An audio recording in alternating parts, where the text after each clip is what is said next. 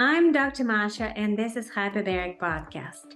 In the last several weeks, we talked about different therapies that could be used together with hyperbaric oxygen therapy to potentiate the effects of one another. And today, we're going to dive into the world of stem cell therapy and exosome therapy in the world of regenerative medicine. Both therapies are really potent and they're new. So for stem cell therapy, a lot of times you need to travel out of country. It's really expensive. Exosomes are more sort of accessible and more affordable. There are differences between the two. Stem cells are those cells that can become any cell in the body. So the body needs to mobilize those stem cells when there's injury or any type of disease. Exosomes are these little vesicles that are secreted by stem cells, and they contain a lot of information and genetic material that in turn can help decrease inflammation, decrease pain, and help in regeneration.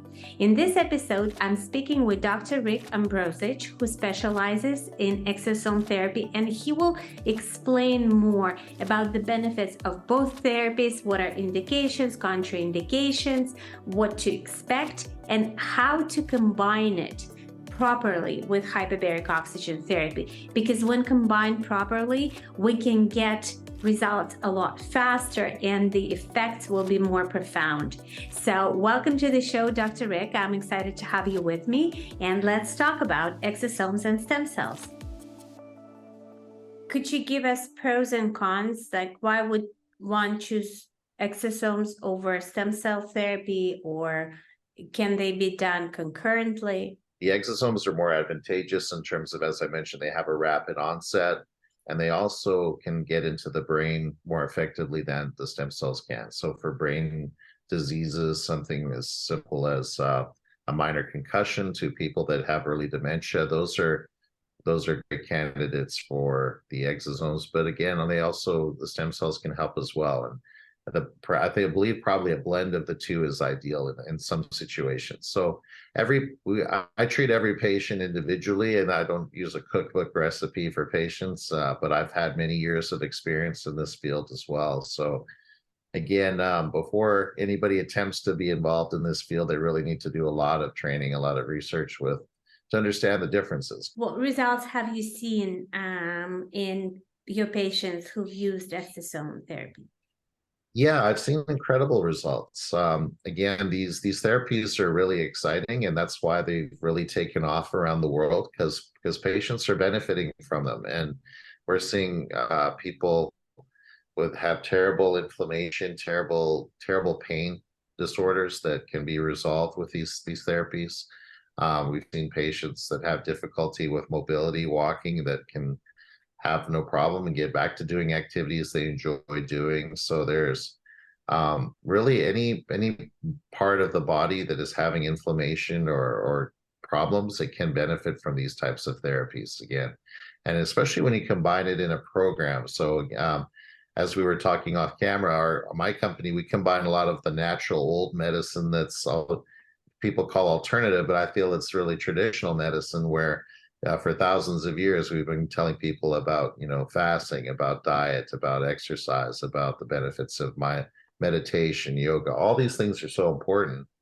Combining that with some of the latest technology and latest therapies such as we're going to talk about hyperbaric oxygen, red light therapy, electromagnetic therapy, shockwave, all these different modalities, and then things called peptides as well. So when you combine all these different modalities, patients can have incredible outcomes. And it's, and again, not every patient's the same. So I don't think you can generalize things to people, or you can, people who promise, overpromise and underdeliver, that's a big problem in our field. So we need to expect patients to understand that they're not all the same, that some patients respond better than others, but if they're compliant and they listen to what we recommend, that they have a good chance of success. So it's great that we have these options we didn't have 10 years ago or even 5 years ago.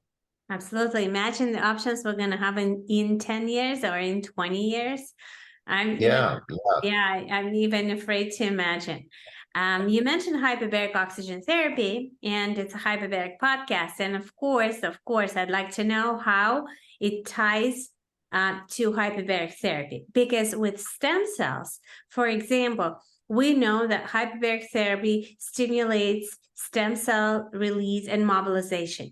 We also know that according to the latest studies that we see that stem cell release not only at higher pressures as previously thought, but at milder pressures as well. So it just takes longer and maybe not at the same capacity and speed, but there is some stem cell release, right? Documented in the studies. So that's really promising. Now with exosome therapy, how do you've mentioned that you're combining different therapies. So if you can go in depth, please, and answer that question. What is your take on that? I believe it's very similar to combining hyperbarics with stem cell therapy. So again, hyperbaric oxygen therapy, as we know, can really help heal the body, can release your body's own stem cells. It also is a very powerful anti-inflammatory process. So it helps with inflammation throughout the body and recovery. I treat a lot of professional athletes, elite athletes from around the world, and using hyperbaric oxygen is just a wonderful modality for them to recover. And part of that recovery process, I believe, is if you combine that with exosomes, it will help decrease inflammation that much faster. So again, a true practitioner that's well versed in all these modalities would combine them and use them most effectively to help heal their patients. So there are some different protocols I've seen in different settings where sometimes hyperbarics is held off for a few weeks after an injection just to allow the exosomes to attack the inflammation directly, because there's some people theorize that if you use hyperbarics too early, there could be some decreased effect from the exosomes because the decreased inflammation due to the hyperbaric treatment. But in my practice, I haven't seen that. So there's still a lot of research that needs to be done. That's what's exciting about our field. You know, there's always new things to study and explore. But in general, the therapies are incredible, and combining multiple therapies together is just I believe, in the best interest of the patient, and get the best results that way. So you mentioned that you generally don't wait with hyperbarics when you're doing That's the correct. therapy. Do you do it basically at the same time? The way you actually, combine IVs and hyperbarics, for example. absolutely. I actually like to prepare patients, if I have time to see them before we do a treatment with exosomes or stem cells, depending where we are. We would do some sessions of hyperbaric oxygen prior to sort of prepare the body, along with some special IV solutions that I prepare as well for the patients. So I try to maximize their health prior to the treatment so that they will get the best results. So Can you give I us believe an example of an IV that you might be using? I understand that it's an individualized prescription, but still. yeah. Again, I believe we want to not reestablish nutrition in the patient. If the patient seems to not be on a good regimen or may be deficient in certain nutrients, we can add those in. If somebody has deficiencies in vitamins that we know about, we obviously want to replenish those prior to them receiving a treatment. And then if they've had certain health conditions, if they have a decreased immunicity, so if for example, if someone's had COVID and been ill for a long time, we'll want to make sure that we incorporate several nutrients for them to recover, perhaps even something like glutathione to help with liver detoxification. There's several different blends that you can make. Again, I don't like the cookie cutter recipe where everybody gets the same thing. So we really try to individualize our treatments based on the patient and the patient's history and their health, their current health as well. So you do IVs, you prep the body with hyperbarics, then a patient receives, is it a series of injections? It depends on the condition.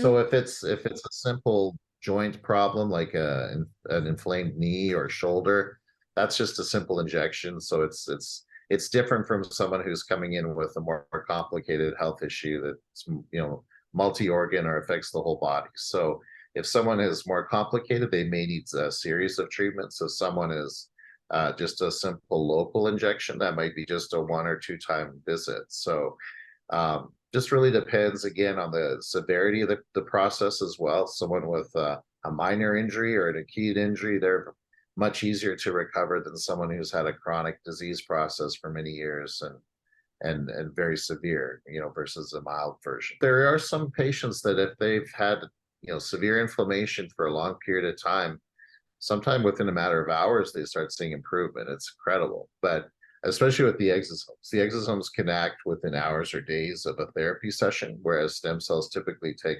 weeks to months to see improvements. So again, it's a very interesting field.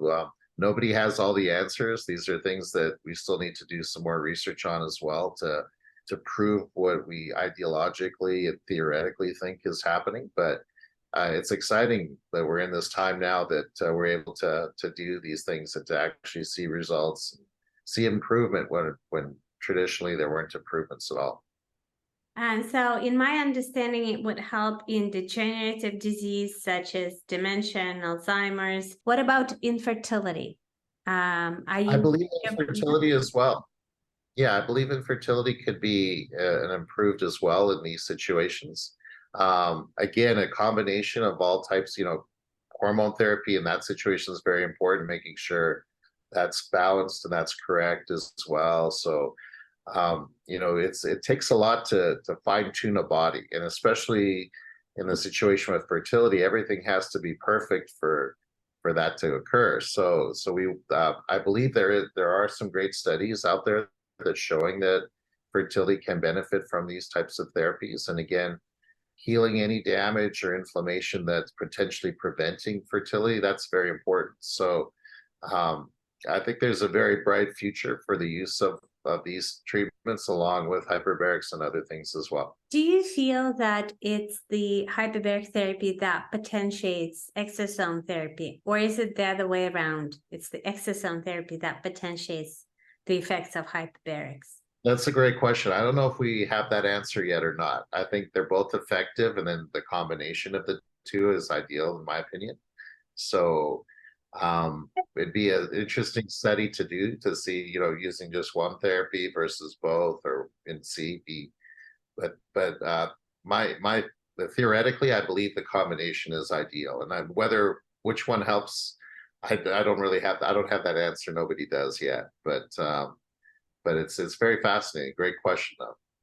Is there anybody who will not benefit, or even to whom exosome therapy would be contraindicated? Well, obviously, there are some kind of black and white guidelines throughout the United States and the world in terms of any of these therapies. So someone with active cancer currently, I think it's not considered safe, although there's a lot of research that needs to be done in terms of using these therapies.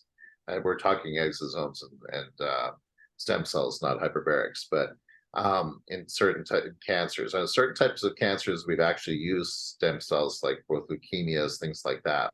Mm-hmm.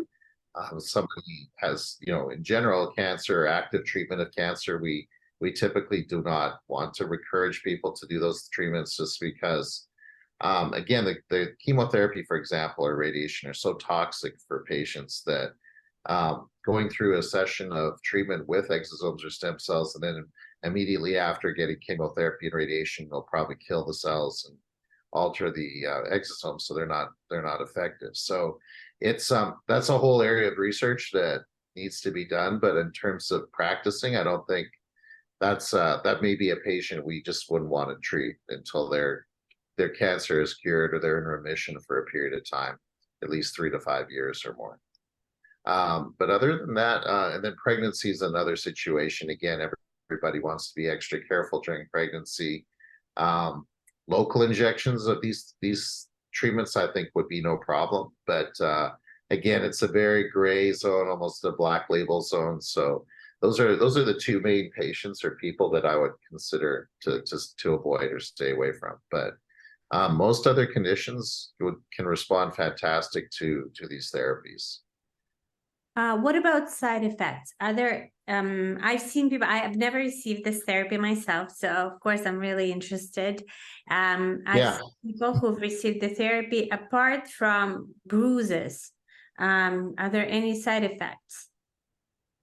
these therapies are extremely safe. So, in my experience, I've not seen anybody with a serious complication of any kind whatsoever.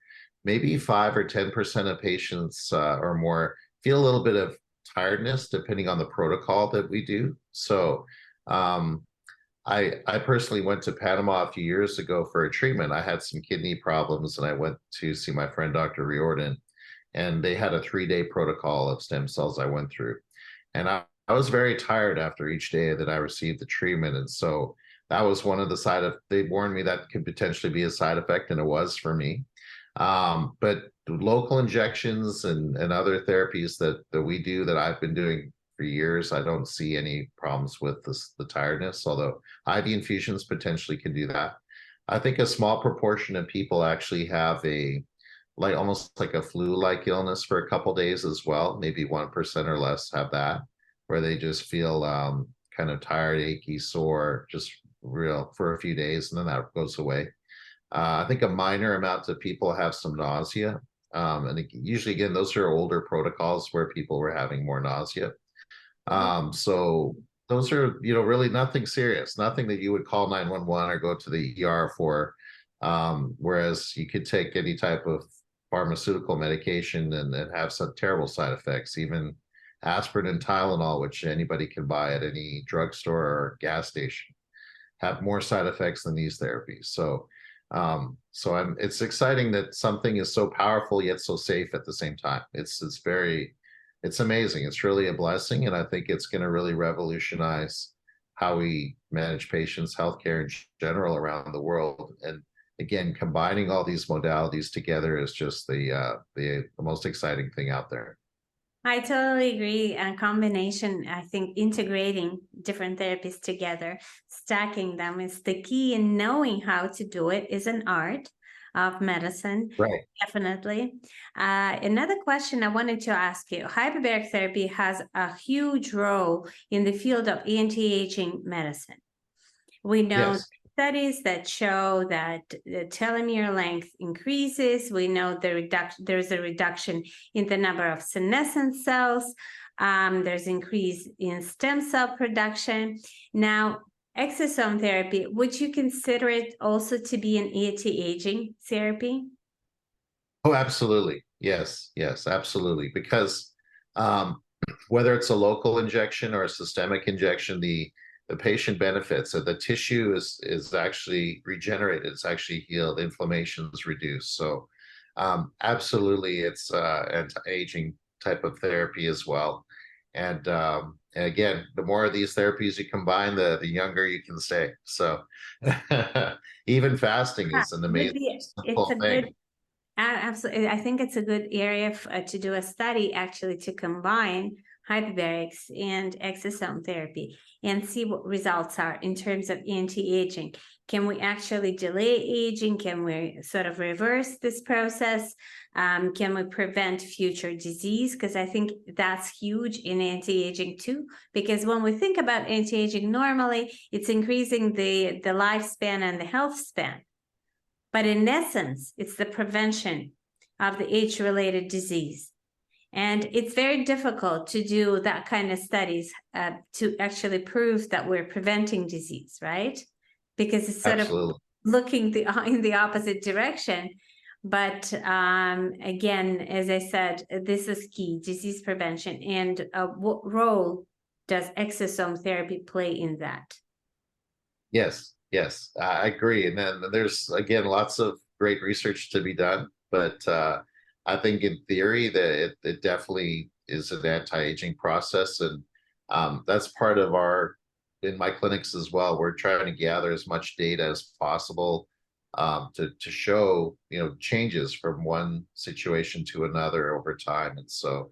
The next few years are going to be very exciting when a lot of this research will come out, this data will be produced, and we'll see some amazing results in people. So future is bright. We just need to take good care of ourselves and follow all these measures we're talking about, and obviously avoiding toxins is a huge part of that as well. So combining all that together, I believe we're all going to live longer and healthier lives if we do what the knowledge shows us. So. God willing. And Dr. Richard, thank you for sharing your knowledge, especially in this really novel therapy that very few people know about. I hope that this podcast will raise awareness about exosome therapy. And also people will learn that they can combine it with hyperbarics and other natural therapies to get even better result, right? Because there's a synergistic effect. Absolutely. As we described. Also, to summarize, quality of exosomes really matters. As you said, there are different laboratories and different clinics use different quality, right, of injections, and that makes the whole difference in the results. Absolutely. And also in not having the side effects, as with any therapy. Absolutely. So all this information will be in the podcast description below. If you think that this episode was helpful, please give us likes, subscribe to our channel, and share this information with your friends. Send them a link to this episode. We really appreciate it. We're here to raise awareness about natural therapies, hyperbaric oxygen therapy, exosome therapies, and other therapies that can help improve people's health. Thank you for being today here with us and spending your time with us. And I'll see you next week.